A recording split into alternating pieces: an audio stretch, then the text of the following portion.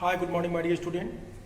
Today we are going to read your class 8 SST. In 8 SST, as you know that we were discussing last some days the chapter India after independence. India after independence, that is very important chapter. And my dear, as you know that it is very interesting also because on the basis of this chapter, you are easily understand that how our constitution was framed and with which problem which was faced by our nationalist leader, our constituent assembly member, and which question which was genuine, कौन सा प्रश्न था वो तो जो genuine था. इन चीजों को यदि आप देखिए तो आपको सारी चीजें क्लियर दिखाई देंगी. Okay, let's start class.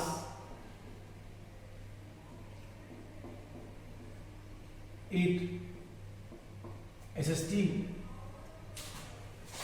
chapter India after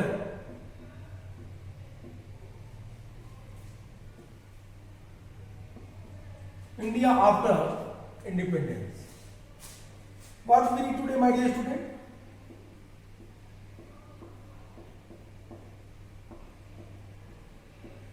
Today we will try to understand the topic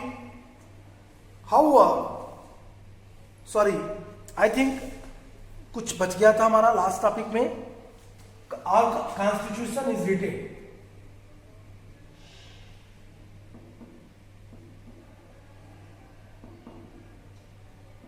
Constitution is written.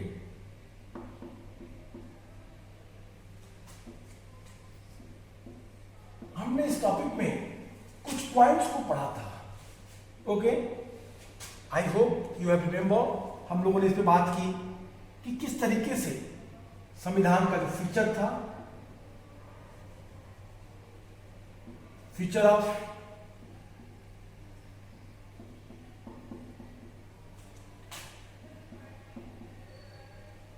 of constitution. Thereafter we also discuss the disputes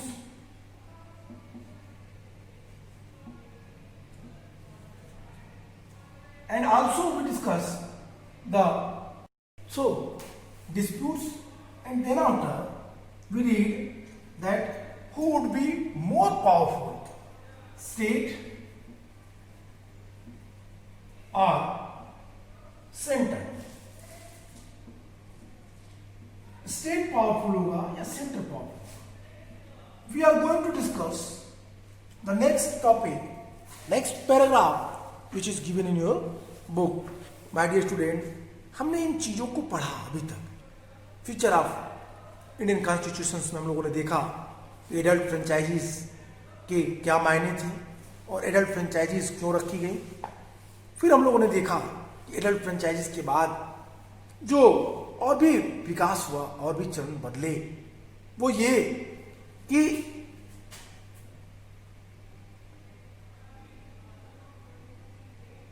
right to equality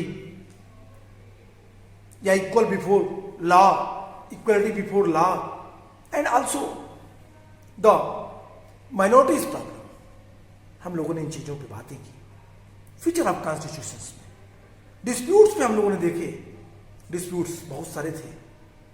constitution assembly में Britishers India में ही थे. कुछ लोग कह रहे थे कि जो संविधान बन रहा है वो संविधान अभी कौन बना रहा है, अंग्रेजों के सुपरविजन में कुछ भारतीय बना रहे हैं. एक पार्टी बना रही है, कांग्रेस पार्टी बना रही है, क्योंकि 82% मेंबर कांग्रेस पार्टी के ही थे. Dear student, it is very strange matter. और फिर उसके बाद स्टेट वर्सेस सेंटर पे हम लोगों ने कल बात की थी. कल की वीडियो में अगर आप ध्यान देंगे तो you will easily find the centre versus state point. Dear student, then after center versus state, we have completed this topic. We can say that the competing claims by providing three lists: this union list, state list, and concurrent list. And on the basis of that dispute war solve and accepted. Another major debate in the Constituent Assembly concerned language. Many members believe that the English language should leave India with the British rulers. Its place, they argued, should be taken by Hindi. However, those in the assembly, T.T. Krishnamachari, conveyed a warning on behalf of the people of the South, some of whom threatened to separate from India if Hindi was imposed on them. A compromise was finally arrived at, namely that while Hindi would be the official language of India, English would be used in the court of the services and the communication between one state and another. My dear student, language dispute. आप language की बात करें, that is very important. I hope you have remember my previous class where I told you the problem of language. As I informed you that Mr. Gandhi, he was not the member of Constituent Assembly, but Mr. Gandhi and the Gandhian ideology that was widely spread in Hindustan and nationalist leader also. The numerous nationalist leader, the numerous Constituent Assembly member, they were highly influenced with the Gandhian ideology. So that's why they felt that our national language should be हिंदुस्तानी. यहाँ पे 3 word आपको मिलेंगे. एक विरोध का word जो English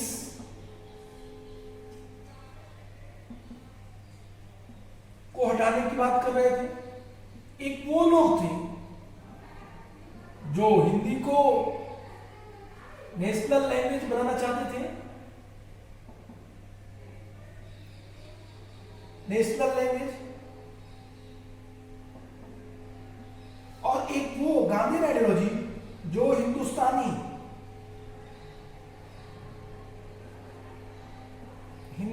language को favour कर रहे थे. और इन चीजों को विरोध किया गया. किसका? हिंदी या हिंदुस्तानी लैंग्वेज दोनों का विरोध किया गया. साउदर्न एक मेंबर थे टी कृष्णा मचारी.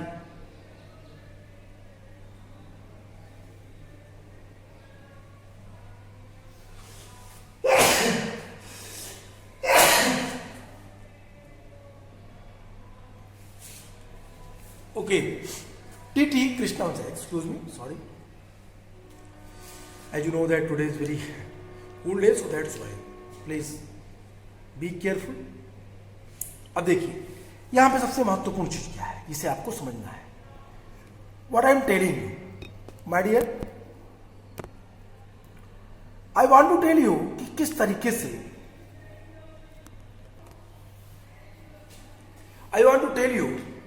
तरीके से लैंग्वेज डिस्प्यूट शुरू हुआ. During starting phases, when the Constituent Assembly member they assembled, the one disputed matter that was language. Everyone they felt that कि India, our country has one national language. होना चाहिए, it should be, it must be. So that's why a number of people, numerous people who belong to Northern India, they felt that the Hindi is the appropriate language for our nation, because more than half of our population they speak and write in Hindi. So that's why it would be better for us if we will accept Hindi as a national language. But what happened? My dear student, as I told you, the T.T. Krishnamachari,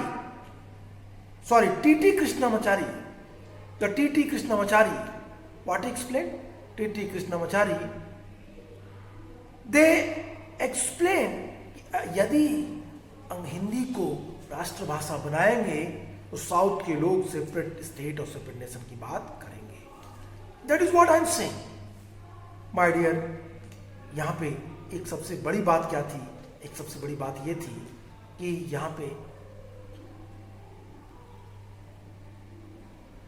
south के लोग हिंदी भाषा उनके ऊपर थोपे जाने का आरोप लगा रहे थे, और वो कह रहे थे ऐसी परिस्थितियां अगर उनके ऊपर थोपी गई तो वो लोग क्या करेंगे? वो लोग एक सेपरेट स्टेट के कॉन्सेप्ट में बिलीव करना शुरू करेंगे। तो एक जरूरी बात थी कि हिंदी को राष्ट्रभाषा बनाया जाए कि ना बनाया जाए। कहीं इससे हमारी यूनिटी पे तो इफेक्ट नहीं पड़ेगा। गांधीयन थ्योरी की बात करें तो गांधीयन थ्योरी में था कि हम हिंदी को, हिंदुस्तानी भाषा को राष्ट्रभाषा बनाएंगे। हिंदुस्तानी भाषा में सभी भाषाओं के शब्द होंगे पंचमेल खिचड़ी की तरह से। तमिल के वर्ड, तेलुगु के वर्ड, मलयालम के word, Arabic word, Persian word, English word, Portuguese word, Hindi के वर्ड, संस्कृत के वर्ड, सभी के लोकप्रिय शब्दों को हम इस हिंदुस्तानी भाषा में रखेंगे और हम उसका इस्तेमाल करेंगे, प्रयोग करेंगे आम बोलचाल की भाषा। हमारी हिंदुस्तानी भाषा होगी जिसमें सब भाषाओं के शब्द होंगे और हम उसे बिना किसी डिस्क्रिमिनेशन के एक्सेप्ट करेंगे, और ऐसी भाषा हमारे देश की राष्ट्रभाषा होनी चाहिए, ऐसा गांधी का मानना था। महात्मा गांधी इस चीजों पे बल दे रहे थे, एम्फसाइज कर रहे थे। उनकी इस आइडियोलॉजी को बहुत सारे कॉन्स्टिट्यूएंट असेंबली मेंबर के लोग फॉलो कर रहे थे। I hope you are getting what I am saying you my dear student. कहता है many Indians contributed to the framing of the constitution, but perhaps the most important role was played by Dr. B.R. Ambedkar, who was chairman of the document was finalized, who was chairman of the drafting committee and under whose supervision the documents was finalized. In his final speech to the Constituent Assembly, Dr. Ambedkar pointed out the political democracy had to be accompanied by economic and social democracy. Giving the right to the vote would not automatically lead to removal of other inequities. Inequalities such as between rich and poor or between upper and lower caste. With the new constitutions, he said India was. My dear, एक problem तो language की थी और एक problem था economical discrimination का। अब एक प्रॉब्लम तो ये थी और एक प्रॉब्लम थी किसकी? Economical discrimination.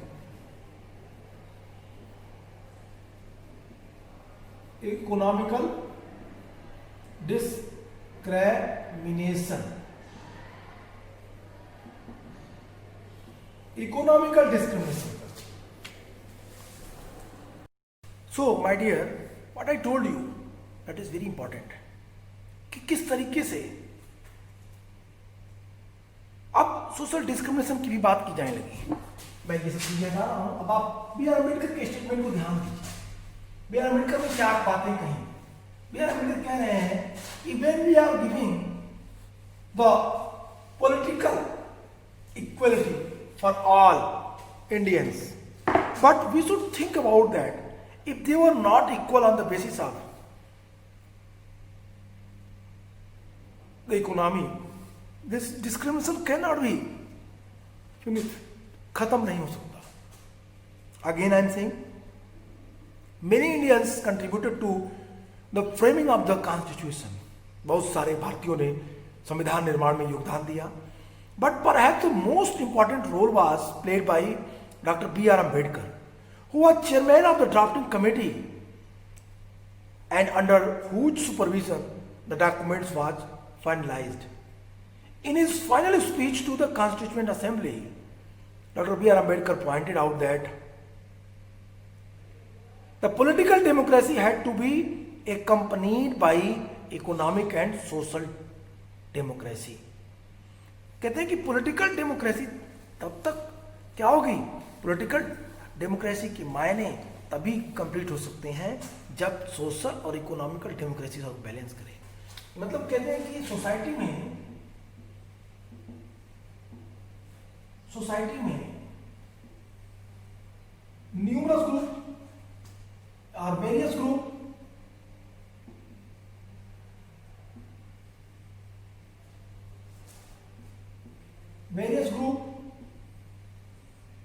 कौन कौन, कुछ upper class,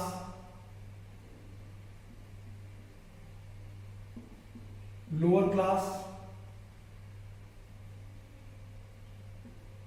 rich, poor,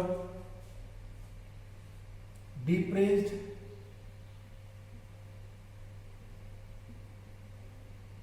untouchables,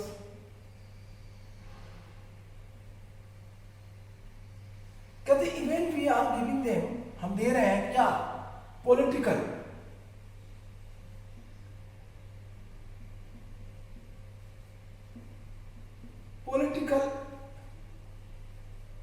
equal right, but political equal right के साथ हमें और भी इनको देना पड़ेगा, सोशल एंड इकोनॉमिकल, हमें इनके सामाजिक और आर्थिक स्थिति के बारे में भी सोचना पड़ेगा। We should also think about their political, social and economical interest, because this is the very important. Whenever we will not assure them that they were equal on the basis of that, they were equal on the basis of the social society. I mean to say that if they were social equality, if they have social equality, if they have economical equality, if they have political equality, then our dream may come true. अपने मेरे सपनों का भारत, हमारे सपनों का भारत आ सकता है, where everyone the pleasures way, सभी तरफ क्या होगी, शांति होगी, सभी तरफ क्या होगी, समृद्धि होगी, सभी तरफ क्या होंगी, सभी लोग एक होंगे। और जब तक ये चीजें नहीं होती तब तक भारत की स्वतंत्रता के मायने ठीक तरीके से नहीं एक्सप्लेन किए जा सकते। हम किसी को सिर्फ पॉलिटिकल राइट्स देकर के, हम किसी को सिर्फ वोटिंग राइट्स देकर के ये कहें कि वो समाज के मेन स्ट्रीम में आ सकता है, तो it is very difficult. So that's why we should focus that everyone should equal on the basis of social norms, on the basis of the economical also basis, आर्थिक आधार पे भी। कहता है आगे बी आर अम्बेडकर कहते हैं, with the new constitution he said India was going to enter into life of the contradiction. In politics, we will have equality, and in social and economic life, we will have inequality. In the political, we will be recognizing the principle of one man, one vote, and one value. In our social and economic life, we shall, by reason of our social and economic structure, continue to deny the principle of one man, one value. सामाजिक आधार पे, political base पे तो हमने equal rights देख करके ये बात prove कर दी कि one vote one value, everything is equal, we should follow, हमें इसको फॉलो करना चाहिए। But what happened, that condition, when they were discriminated on the basis of their caste, their class, their birth, their creed, their race, their customs, their dress, their language, their culture also, उनके लिए social norms अलग है। जब तक ये चीज़ें balance नहीं होगा, पुअर एंड रिच के बीच के डिफरेंसेस को ख़त्म नहीं होंगे, तब तक इन चीज़ों के मायने पूरी तरीके से नहीं आ सकते प्रॉपर फॉर्म में। My dear student, are you getting what I am saying you? This is what. So my dear student, our next topic is how were states to be formed. How were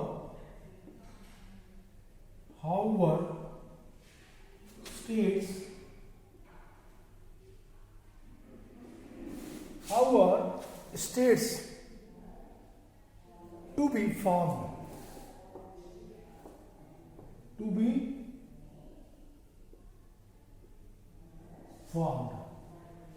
okay, this is our topic. अब इसमें हम देखेंगे क्या चीज कि किस तरीके से राज्य बने। स्पेशली पहला राज्य लैंग्वेज बेस्ड पे बना।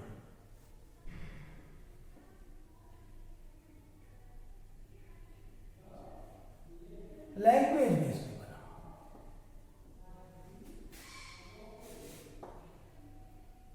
लैंग्वेज बेस्ड बनना राज्य जो बना। चलिए मैं इसको बताता हूं और आप इन चीजों में देखिए। लैंग्वेज बेस्ड, या बल्कि मैं लैंग्वेज में रहता हूं। पहले बातें करते हैं कैसे किस तरीके से राज्यों को बनने का प्रोसेस इंडिया में शुरू हुआ। It is very interesting story. My dear student, if you have remember my previous class where I was discuss this topic in online class also, I was discuss कि किस तरीके से ये पूरा का पूरा सिनेरियो, पूरा का पूरा जो राज्य बने, उनके पीछे क्या रीजंस थे। I hope you have remember about the Potti Sriramulu. आपको उनके बारे में याद होगा। मैंने कहा था गांधीयन लीडर जिन्होंने स्पेसिफिक लैंग्वेज के आधार पे राज्य की डिमांड की और उसके लिए उन्होंने हंगर स्ट्राइक किया और 54 डेज के बाद उनकी मृत्यु हो गई। So my dear student, this is very interesting matter with you and with us also. आप इन चीजों को देखिए। Okay, let us come and try to understand this whole topic and points. क्या कहता है? कहता है back in the 1920s the Indian National Congress, the main party of freedom struggle, had promised that once the country won independence, each major linguistic group would have its own provinces. However, after independence, the Congress did not take any step to honor this promise. For India had been divided on the basis of religion, despite the wishes and effort of Mahatma Gandhi. Freedom had come not to one nation but to two. As a result of the partition of India, more than 1 million people had been killed in riots between Hindu and Muslims. Could the country afford further division on the basis of language? My dear student, this story related from those time, उस समय की बात है जब 1920 का Congress session चल रहा था। कांग्रेस की बैठक थी 1920 की, 1920 की। इस बैठक में कांग्रेस के लीडर्स ने कहा कि जब भारत आजाद होगा तो भारत को हम भाषाओं के आधार पर राज्यों का गठन करने की छूट देंगे। भारत में हम भाषा के आधार पर राज्य बनाएंगे। But what happened when India become free, जब भारत स्वतंत्र हुआ, क्या हुआ उस समय? Congress honor their promises or not? Of course not. Why? Because the nationalist leader, Congress leaders, they felt that the dream of Gandhi, the united India, where the Hindu and Muslims lived each other with peace and harmony, where there would be no discrimination on behalf of gender, class, caste, religion. But what happened? Our India divided into two parts. दो भागों में बटा हुआ भारत हमारे सामने था. When India freed from Britishers, it was not freed as if one nation. It freed as if two nations. दो राष्ट्रों के रूप में उसका बंटवारा हुआ. दो राष्ट्र बने, India and Pakistan. The partition of India and Pakistan, that was very traumatic time. That was very miserable time. On that time, during partition, what happened? There is no need to explain because we had studied in our last topic, India after independence. My dear student, 80 million people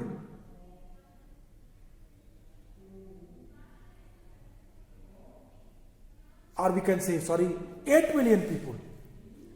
8 million people, 80 lakh लोग, they were migrated from either to either, यहाँ से वहाँ हुए, India to Pakistan गए. Dear student, this is what I am saying. This all absorbed by this leader. This all faced by this leader.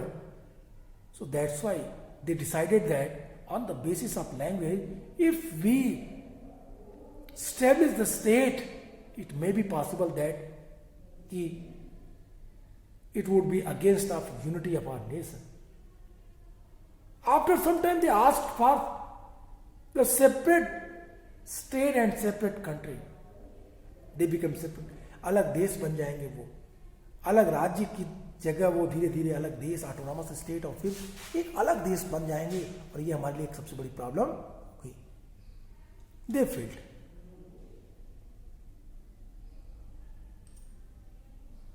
That's why the Congress leader denied, मना कर दिया. उन्होंने भाषा के आधार पर राज्यों के गठन की मांग को खारिज कर दी. Pandit Jawaharlal Nehru was one of the prominent leader in the Constituent Assembly member. They given this speech on that. Why we are not agreed on that promises which we given in 1920s Congress session. What was the problem behind it? Pandit Jawaharlal Nehru ने ये बात कही.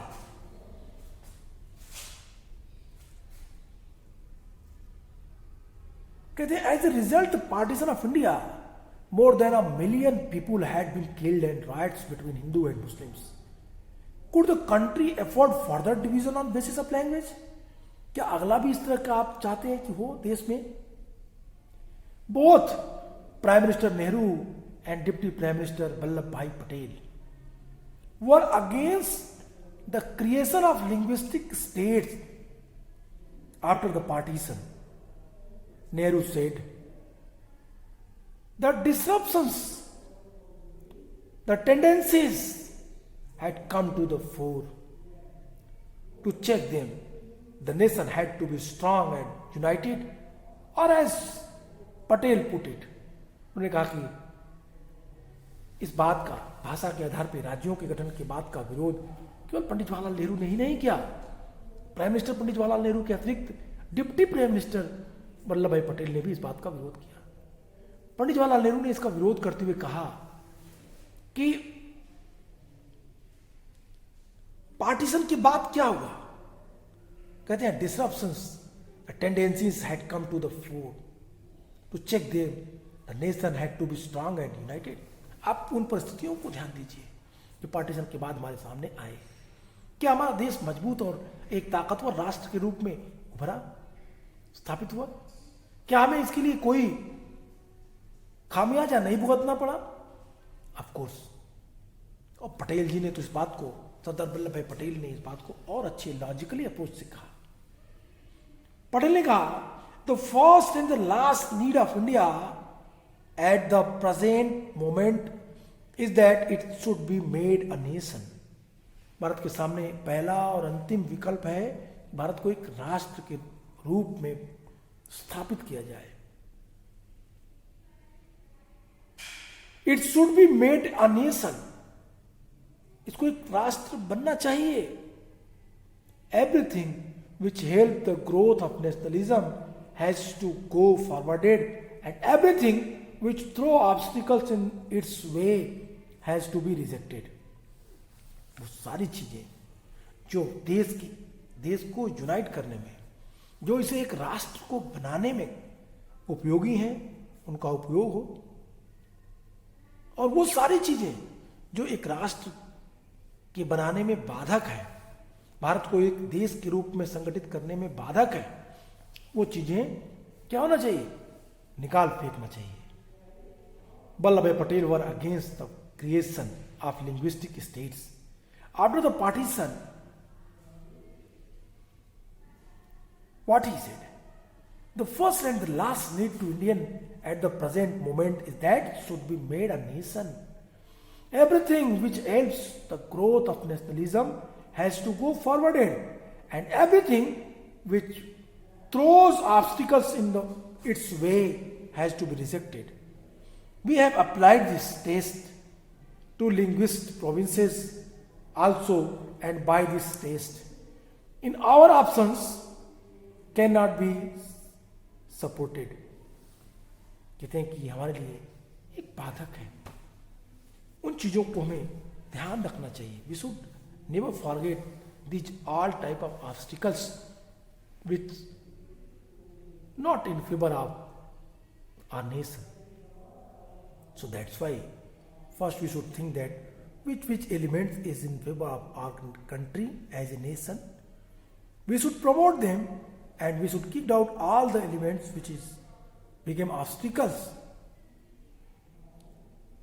जो हमारे देश की एकता और अखंडता के लिए, जो हमारे देश को एक राष्ट्र के रूप में बनाने में बाधक को, उनको किक आउट करना चाहिए, निकाल फेंकना चाहिए।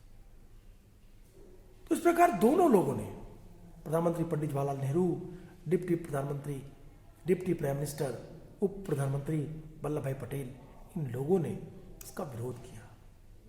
I hope you are getting what I am telling you, my dear student. We will continue this topic in your next class. तो आज के लिए इतना ही। Goodbye and take care.